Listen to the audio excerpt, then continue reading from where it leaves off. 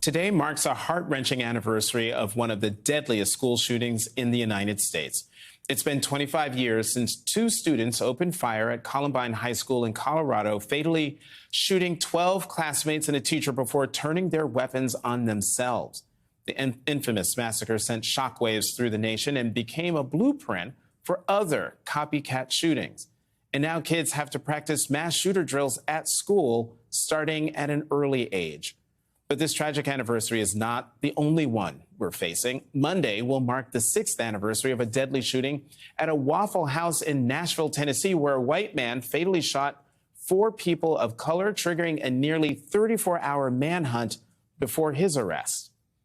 Joining me now, Dr. Jonathan Metzl, director of the Center for Medicine, Health, and Society at Vanderbilt University, and he's the author of What We've Become: Living and Dying in a Country of Arms. Dr. Metzl, as always, thank you very much for coming to the show. President Biden released a statement today reflecting on the Columbine school shooting anniversary, and he's asking Congress to, quote, do something so that communities won't continue to suffer due to the epidemic of gun violence.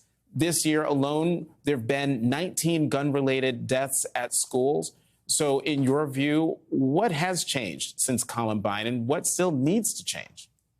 Well, I think it's important to remember that Columbine was kind of a wake-up moment for a particular kind of problem that intersected semi-automatic weapons. It was a shooting that happened in a suburban area. White children were the victims, as well as other people. And so it really brought a question of gun violence home to a lot of people. And I just remember that moment as being like this moment where we're going to turn the course. This is not going to stand.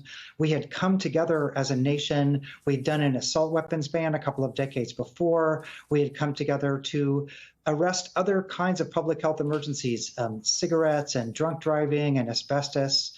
And I think people felt like we've hit bottom, and this is the moment where we come together. I will say that many important things happened after Columbine. It was the beginning of really the modern gun safety movement. So all the groups that we have now, all the remarkable efforts that we have now, but unfortunately, it was very far from the bottom. We've seen many more guns and many more shootings.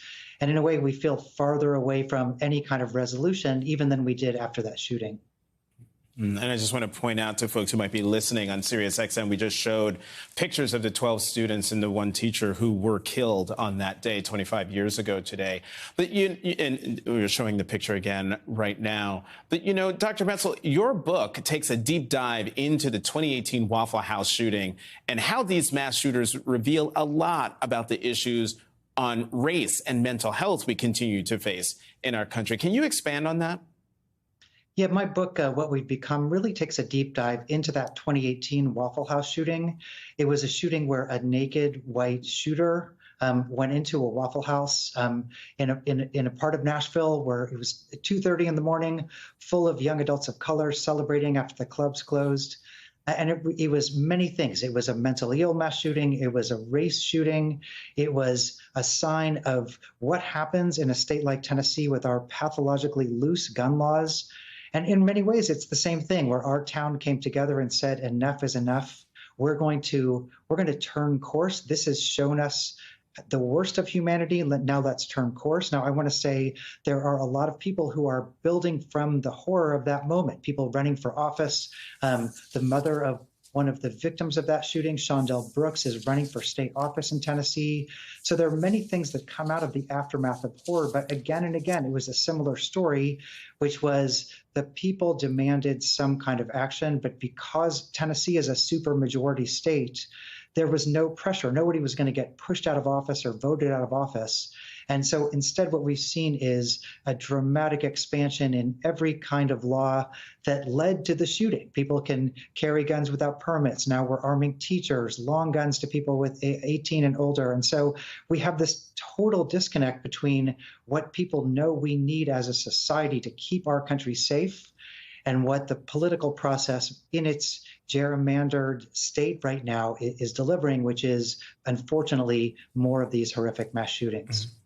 Hey, Dr. Metzl, a question occurs to me when we showed a picture of the Waffle House shooter. Was he taken alive after that manhunt? Yeah, that's kind of the story I tell in the book. not only was he taken alive, what I show is there were 5 or 6 incidences before the shooting. He tried to jump the fence at the White House. He came to the attention of the FBI. He jumped naked into a pool and then jumped out and shook his gun at people. And so part of the story I ask in the book is, what does it take to disarm a white man in America? That's really the story of the book. And it turns out it's very hard because the laws, the system, people see a white man as a patriot. And yes, he was taken alive after the shooting. He was not killed. Dr. Jonathan Metzl, as always, thank you very much for coming to the show.